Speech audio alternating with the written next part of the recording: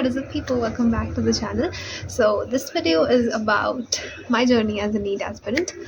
So 10th 12th तक मैंने अपनी स्कूलिंग जो है वो कंटिन्यू करी एंड देन मैंने ड्रॉप लिया था शिमला के ही एक इंस्टीट्यूट से कि प्रॉपर गाइडेंस नहीं थी फर्स्ट थिंग। उसके बाद पूरा साल जो है वो कंटिन्यू हो रहा, टेस्ट वगैरह होते थे ऑफ कोर्स। सो मैंने टेस्ट वगैरह भी दिए, लेकिन वो कहता है ना एक ड्रास्टिक जो इंक्रीज़ है मार्क्स का वो देखने नहीं मिलता था। देन वो ऐसा नीट एग्ज़ाम हो गया, उसके बाद जो है वो मार्क्स ज़्यादा अच्छे नहीं थे। देन आई डिसाइडेड कि नहीं बहुत ज़्यादा प्रेशर हो जाता है, so I will continue with my college.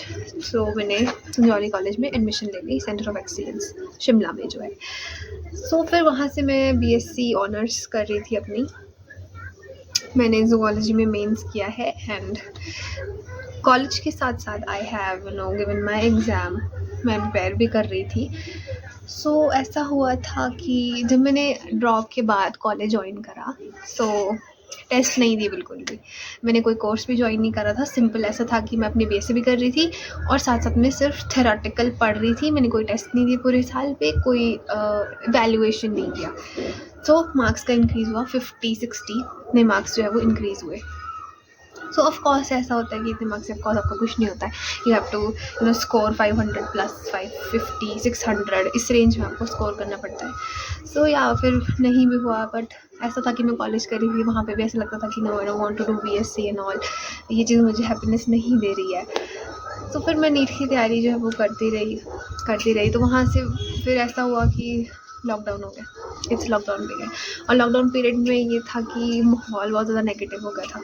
तो आप जब एक ड्रॉपर होते हो और प्रिपेयर करते हो तो ये चीज़ें होती है कि आप डिप्रेशन में भी चले जाते हो। डिप्रेशन नहीं बोल सकते, मतलब एक थोड़ा नेगेटिव सा हो जाता है कि नहीं यार, हमारे जो साथ में पढ़ते हैं स्टूडेंट्स हैं, हमारे जो भी फ्रेंड्स हैं, वो सब कुछ बहुत अच्छा कर रहे हैं, यहाँ पे सिलेक्ट हो रहे हैं, वहाँ पे सिलेक्ट हो रहे हैं, they are doing jobs, they are getting promoted and everything.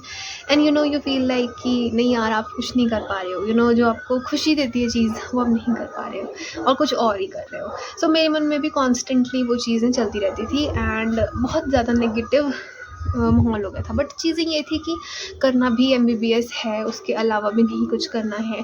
Meanwhile जब मैं कोचिंग भी कर रही थी तो मैंने अपने जो भी है बाकी के टेस्ट भी दिए थे। Even I have tried in agriculture also, मतलब मार्क्स भी आगे थे, बट फिर आई स्टिल एंड अप कि नहीं MBBS ही करनी है, डॉक्टर ही बनना है। तो नहीं, एग्रीकल्चर में नहीं जाना है। नर्सिंग का पेपर मैंने दिया था PGI का, तो उसमें भी नहीं हुआ था, उसमें तो मेरे मार्क्स ही बहुत ज़्यादा कम थे। सो उस वहाँ पे भी नहीं हुआ, मतलब मैंने काफ़ी ज़्यादा ICAR का पेपर मैंने दिया है, पालमपुर जो एग्रीकल्चर होता है उसका मैंने पेपर दिया है। पैरामेडिकल का मैंने IGMC का पेपर दिया था जब मैं फर्स्ट ईयर कॉलेज में थी। बट स्टिल ऐसा था कि काउंसलिंग में 2-3 मार्क्स से मैं रह गई थी कि फिर मैं काउंसलिंग में नहीं जा पाई थी। बट स्टिल उस टाइम भी मैं प्रिपेयर कर थी कि फिर मैं कहा चलो जो होता है अच्छे के लिए होता है, कि मैं MBBS के लिए प्रिपेयर करती हूँ। फिर ये चीज़ें हुई तो MBBS के लिए प्रिपेयर कर रही थी मैं। उस टाइम ऐसा था कि हाँ टेस्ट का इवैल्यूएशन नहीं था, फर्स्ट ईयर की बात है ये। फिर सेकेंड ईयर में प्रमोट हो गए थे हम, वैसे सिर्फ प्रैक्टिकल एग्ज़ाम दिए थे हमने और फर्स्ट टर्म दिए थे। उसके बाद हम लोग प्रमोट हो गए थे due to that corona virus वाला जो है वो हुआ था। ओके, फिर उसके बाद ऐसा हुआ कि आई केम अक्रॉस की ऑनलाइन टेस्ट जो है मुझे देने चाहिए एंड उड़ान की जो वेबसाइट है उनकी जो टेस्ट सीरीज़ है मैंने लगाई थी, जो कि बहुत ज़्यादा अच्छी थी। जब फिर मैंने टेस्ट सीरीज़ से इवैल्यूएट करा, यूट्यूब की हेल्प ली, तो थोड़े मार्क्स में थोड़ा बूस्ट आने लग गया था। बट स्टिल वो उतना नहीं था कि भाई MBBS का मेडिकल कॉलेज जो है वो मुझे मिल जाए, क्योंकि डेंटल भी मैंने नहीं करना था। वैसे मीनवाइल इतने जो साल थे उसमें मुझे ऐसे नहीं बहुत सारे कॉलेजेस मिले थे। I got Shiv Ayurvedic medical college, जो कि मेडिकल कॉलेज नहीं सॉरी आयुर्वेदिक कॉलेज जो है वो बिलासपुर वाला, वो मुझे मिला था, जबकि वहाँ के टोकन फीस भी मैंने भर दी थी। बट स्टिल मैं फिर नहीं गई। फिर पापा ने कहा कि नहीं प्रिपेयर कर ले, ऐसा वैसा उन्होंने हमेशा चेयर अप किया है कि नहीं you can do better, you can do it. So फिर ठीक है, फिर मैंने प्रिपेयर करा। सो उसके बाद ये था कि टेस्ट सीरीज़ वगैरह लगाई, तो फिर भी उतना बूस्ट नहीं मिल रहा था मार्क्स का। मतलब काफ़ी साल हो जाते हैं अगर आप नीट ड्रॉपर हो, आप सोच सकते हो कि कितने अटैम्प्ट किए मैंने, 5 to 6 अटैम्प्ट तो मैंने दिए ही होंगे। सो या वो बहुत ज़्यादा नेगेटिविटी आपकी आ जाती है। किसी कुछ अपनी भी वो होती है कि नहीं अपनी प्रैक्टिस नहीं कर पाए, क्योंकि ऐसा माइंडसेट होता है ना शुरू में कि थे मेन उस पर फोकस करो, आपके अच्छे मार्क्स आएंगे, you will get a college, but ऐसा नहीं होता है। जो भी नीट एस्पिरेंट है, अभी 5 मई को आई थिंक नीट एग्ज़ाम है। आई होप आप लोग तीनों सब्जेक्ट पे इक्वल फोकस कर रहे हो। प्लीज़ डू मोर प्रैक्टिस, और टेस्ट का evaluation is very very important. Test नहीं दोगे आपको मार्क्स इंप्रूव नहीं होंगे। कई बार ऐसा होता है कि आप टेस्ट दे रहे हो, आपके मार्क्स इंप्रूव नहीं हो रहे हैं। जस्ट ट्राई टू इवैल्यूएट कि कहाँ कमी आ रही है, क्या चीज़ें आप गलत कर रहे हो, क्या चीज़ें आप सही कर रहे हो। बायोलॉजी की एनसीईआरटी स्ट्रिक्टली फॉलो करो। जब मैं विद्यापीठ में थी मैंने एनसीईआरटी को हाथ भी नहीं लगाया था। आई एम लिटरली सेइंग, मैंने सिर्फ नोट्स पढ़े थे वहाँ के। एनसीईआरटी वाज रियली क्लीन जब नीट का पेपर मैं देने लगी थी। सो ये चीज़ें होती है, बेसिक मिस्टेक्स जो आप कर जाते हो। ऐसा हुआ था कि सेकेंड ईयर में मैंने फिर से एग्ज़ाम दिया था सितंबर में। उस टाइम सितंबर में हुआ था नीट, तो उस टाइम मैं प्रिपेयर ही करी थी। तो ऐसा हुआ था कि थर्ड ईयर पे मैं जा ही नहीं पाई थी, तो मेरी अटेंडेंस शॉर्ट हो गई थी बिकॉज ऑफ दैट प्रिपरेशन में। सितंबर में फिर सितंबर तक खिंच गया था वो, तो मैं जा ही नहीं रही थी। फिर उसके बाद काउंसलिंग का भी था, तो आई वॉज उस टाइम मेरा ऐसा था कि कोई भी मिलेगा मुझे कॉलेज तो मैं चली जाऊँगी। बट फिर लास्ट में हुआ था कि नहीं नीट। तो उस टाइम ऐसा हुआ था, थर्ड ईयर फिर मेरी छूट गई थी। सेकेंड ईयर के बाद मैंने 1 साल ड्रॉप करा है। फिर उसके बाद ये हुआ था कि नीट एग्ज़ाम दिया। फिर ऐसा होता कि प्राइवेट डेंटल कॉलेज मिला था, फिर से प्राइवेट डेंटल कॉलेज मिला था, सुंदर नगर वाला, जो नेहरू चौक वाला है वो वाला। फिर मैंने वो भी छोड़ दिया कि नहीं। फिर उसके बाद ऐसा था कि आयुर्वेदिक वाली काउंसलिंग या आयुर्वेदिक वाली तो रिसेंट मैंने भी भरी थी। रिसेंटली तो महाराष्ट्र में गई थी, तो वहाँ पे उनका डॉक्यूमेंटेशन का इशू हो गया, वहाँ पे भी नहीं हुआ। मतलब चीज़ें ऐसी होती है ना कि आप ट्राई कर रहे हो but they are not working out. तो वो चीज़ से ज़्यादा फिर वो ब्रोकन वाली हो जाती है कि नहीं यार, you are not doing anything, कुछ भी हो नहीं रहा है। मतलब इवन इमेजिन मैं कर भी नहीं सकती थी कि मैं कभी महाराष्ट्र जाऊंगी अपनी फैमिली के साथ, वो भी कॉलेज के लिए। एंड स्टिल मतलब इतनी होप से ज़्यादा आप लोग जाते हो कि नहीं कॉलेज मिल जाएगा ना। गवर्नमेंट सीट थी वहाँ पे भी, वो भी नहीं मिली। फिर ऐसा ब्रोकन सा फील होता है कि नहीं यार ये भी नहीं हुआ, और इतने पेरेंट्स के पैसे भी खर्च होते हैं, तो बहुत ज़्यादा बुरा भी लगता है आपको। बट स्टिल फिर ये होता है ना कि मैं थोड़ा स्पिरिचुअलिटी की तरफ भी कि नहीं चल, जो भी होता है अच्छे के लिए होता है। तो फिर मैंने यहाँ पे एपीजी में एनरोल कर लिया था। वो भी मेरे कज़न भैया जो है उन्होंने कहा कि साक्षी डू नॉट गेट डिपेंडेंट बिल्कुल ही उस पर कि नहीं काउंसलिंग होगी ये वो, तो बैकअप भी रख। तो मैंने सोचा कि ठीक है। फिर मैं गूगल पे ऐसे ही सर्च कर रही थी, सो आई केम अक्रॉस एपीजी यूनिवर्सिटी, और यहाँ से फिजियोथेरेपी जो है वो लोग ये कोर्स ऑफ़र कर रहे हैं। रिसेंटली उन्होंने नया स्टार्ट किया है इसी साल, मतलब पिछले साल। सो वहाँ पे मैंने रजिस्ट्रेशन करवा ली कि ठीक है बैकअप रख लेती हूँ। फिर ऐसा हुआ कि सेकेंड राउंड जब काउंसलिंग का था, तो वहाँ से तो उन्होंने वो ही कर दिया था, डिबार्ड ही कर दिया कि नहीं आप पार्टिसिपेट ही नहीं कर सकते हो आगे। जबकि वहाँ पे मैंने बोला था उन्हें कि I want to participate in subsequent counselling rounds. उन्होंने भी कहा था कि हाँ आप कर सकते हो, तो फिर चांसेस ऐसे होते कम होते हैं, या फिर हम ऐसे बोल सकते कि आप यहाँ आए ही नहीं। सो वो तो एक तरह से चीटिंग हो जाती कि नहीं आई वॉज देयर, मैं इतनी दूर से गई थी, तो ऑफकोर्स मैं शो कराना चाहती हूँ कि मैं गई थी। और फिर जब यहाँ आए वापस सेकेंड राउंड के लिए भरा मैंने फॉर्म, तो वहाँ पे लिखा रहा था कि यू आर नॉट एलिजिबल। सो वहाँ पे मुझे ज़्यादा शॉक लगा, और फिर मैं इतनी थैंकफुल हुई कि मैंने एपीजी यूनिवर्सिटी का एटलीस्ट मैंने रजिस्ट्रेशन तो करवा लिया था। एपीजी यूनिवर्सिटी में जब मैंने फिजियोथेरेपी का रजिस्ट्रेशन करवाया, मैं बहुत ज़्यादा लेट यूनिवर्सिटी गई हूँ। आई थिंक अगस्त में या जून जुलाई अगस्त में आई थिंक वो सेशन शुरू हो जाता है आपका, जो भी फर्स्ट सेमेस्टर या जो भी है। But I have joined late. मैं अक्टूबर 3 को गई थी, मतलब पीछे से छुट्टियाँ थी तो अक्टूबर से मैं गई। तो फिर वहाँ पे जाके भी ऐसा हुआ कि इतना सिलेबस होता है। तो पहले टीचर को मुझे याद है, मैं मैम को मिली थी, वो एनाटॉमी पढ़ाते हैं हमें, मतलब फर्स्ट सेमेस्टर में उन्होंने पढ़ाई थी।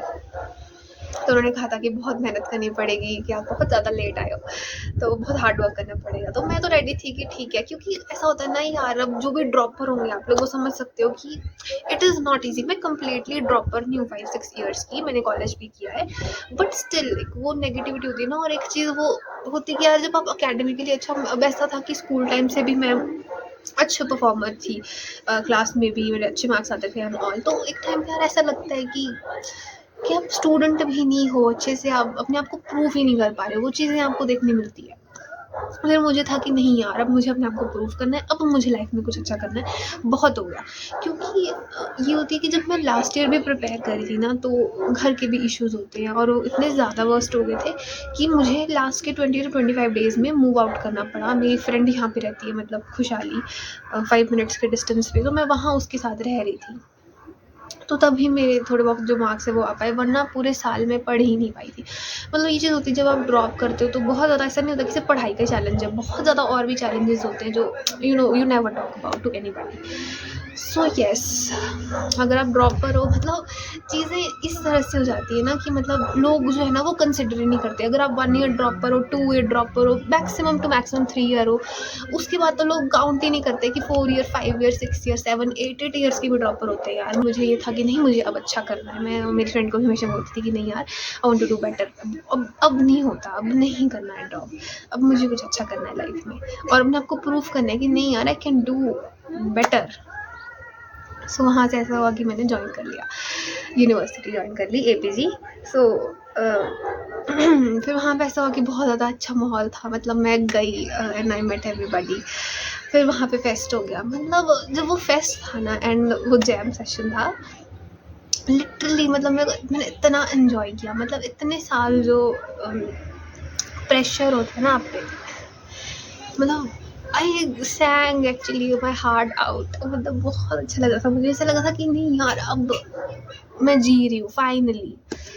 फिर वो चीज़ें हुई, फिर वहाँ पे ऐसा हुआ कि जाते सेमेस्टर में तो ऐसा होता है कि minor 1, minor 2, minor 3 and then final exam. तो बूम बूम बूम बूम सब एक साथ हो जाती है चीज़ें, हो गए। तो मुझे बिल्कुल भी उम्मीद नहीं थी कि मेरे इतने अच्छे मार्क्स आएंगे क्योंकि कॉस में लेट गई थी, but still I managed good marks और I am happy about it. क्योंकि मतलब मैं इतनी देर से ना, वो होता है ना जब तड़प रहे होते हैं कि आपको बहुत अच्छा करना है, बहुत अच्छा करना है, आपको प्रूव करना है अपने आप को। मतलब एक चीज़ मैं बोलूँगी, ज़रूरी नहीं है कि हर जो इंसान है वो अगर कॉम्पिटिटिव एग्ज़ाम क्रैक करे वो ही इंटेलिजेंट है। अगर आपसे नहीं हुआ, अगर आपसे 1 अटेम्प्ट में भी नहीं हुआ, 2 अटेम्प्ट में भी नहीं हुआ, अगर आपसे नहीं हुआ, तो इसका मतलब ये नहीं है यार कि you are not capable of anything. मतलब बहुत सारे टैलेंटेड लोग होते हैं जो मान लो एग्ज़ाम क्लियर नहीं हुआ, exam clear, but they are doing so much better in other profession. So मतलब just follow what your heart says. मेरा एक रूल था कि I never regret my decision. जब मैंने 12th के बाद ड्रॉप लिया था तो मेरे मामा ने मुझे कहा था कि शिमला से ड्रॉप ले ले, you will not be able to do your prepare your NEET exam along with your BSc.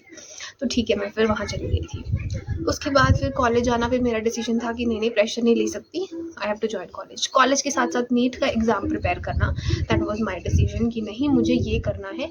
BSc was just कि चल हो रहा है तो ठीक है। उसके बाद फिर वो चीज़ें नहीं वर्कआउट हुई प्रिपरेशन के लिए। मेरा सेकेंड ईयर जो है उसके बाद ड्रॉप हुआ था, जो कि बहुत सारे लोगों को नहीं पता है। सो मैंने यहाँ पर डिस्क्लोज़ कर दिया कि मैंने सेकेंड ईयर तक ही करी है, I am not completely graduated, second year तक ही करा है। सो ये चीज़ें हुई थी। फिर से ड्रॉप लेना है, फिर वो ऑटोमेटिकली जो चीज़ें हुई, सिनेरियोज़ हुए, कॉलेज नहीं मिला एंड ऑल, तो वो मेरा डिसीजन था। जितने भी अटेम्प्ट करे मैंने, मेरा डिसीजन था और मैं नहीं रिग्रेट करती कि मैंने कॉलेज छोड़ा या क्या करा। But what I am doing now is मेरा डिसीजन। और मैंने मेरे मन में ये नहीं यार कि मैंने ट्राई नहीं किया, मैंने ट्राई करा, जितना हो सकता उतना ट्राई करा। बट जिस तरह से सिनेरियोज थे और जो चीज़ें अब मैं कर रही हूँ, I am very happy about it. I am doing bachelors in physiotherapy and मतलब ये चीज़ होती है ना कि आप प्राउडली अब बोल पाते हो कि नहीं यार यू आर डूइंग दिस। मतलब आई एम वेरी प्राउड। जब भी प्रेजेंटेशन वगैरह होती है, so I announce my name कि I am from physiotherapy department, Sakshi Pawar from physiotherapy department, and I am help proud of it कि नहीं मैंने ये कमाया है, I am doing it. Even people जज you according to your age कि of course मैं इतने साल की ड्रॉपर हूँ और मैंने कॉलेज भी किया है तो नहीं, but still there is a hope. You are experienced. आपने बहुत सारी चीज़ें ऐसी देखी है जो मे बी जो सिटिंग क्राउड है उन्होंने नहीं देखी, नहीं एक्सपीरियंस किया। So yeah be proud of yourself and yes never regret. आपको ड्रॉप करना है, आपको MBBS करनी है, आपको जो मर्जी करना है। अगर आप कॉलेज कर रहे हो, नहीं कॉलेज अगर आप कोई भी डिग्री अगर आपको नहीं पसंद आ रही, प्लीज़ लीव इट। जो अच्छा लग रहा है वो करो, जो आपको खुशी दे वो करो। सो या that's it is all about my journey. और अभी मैं बहुत ज़्यादा इन्जॉय कर रही हूँ अपनी ये डिग्री जो है। मतलब ये नहीं होता यार कि नहीं मुझे यूनिवर्सिटी नहीं जाना, मुझे ये नहीं करना, वो नहीं करना, लाइफ सक्स, ऐसा कुछ नहीं है। अब मैं हैप्पी अबाउट इट, मैं जो भी करूँ I am very very very happy about it. And yes, अभी मुझे इतने दिन से ना पता नहीं चल रहा था कि मैं किस वे में बात करूँ अपनी जर्नी के बारे में। हम थोड़ा सा सोच जाते हैं कि कैसे बात करें, but still I gained all the courage to talk about it. तो या, और जितने भी लोग नीट एग्ज़ाम के लिए, नीट नहीं, कोई भी अदर एग्ज़ाम के लिए प्रिपेयर कर रही हैं, all the very best, much more strength to you guys. Hope you'll do great. You'll pass your exam with the flying colors. And yes, never lose hope. Always, because whatever happens, it happens for good. So yeah, guys, that is it all about my journey as a NEET aspirant. Yes, मेरा next video जो है वो भी physiotherapy से related ही होने वाला होगा। और हाँ, अगर आप नीट वगैरह के लिए प्रिपेयर कर रहे हो, आपको कुछ काउंसलिंग रिलेटेड जो भी चीज़ें हैं, मैं ऐसे नहीं नीट के लिए भी वीडियोस बनाऊंगी एंड मैं फिजियोथेरेपी के लिए भी वीडियोस बनाऊंगी। होप आप लोगों को भी थोड़ा सा एक वो मिल गया होगा कि नहीं, जो अभी आप कर रहे हो, आपने जो भी डिसीजन लिया है, जिस भी सिनेरियो में हो, it's okay to be weak, but gain more strength and work hard on yourself. Of course you will succeed in your life. So yeah, that is it for today's video, and yes, I'll see you next time. Bye everyone.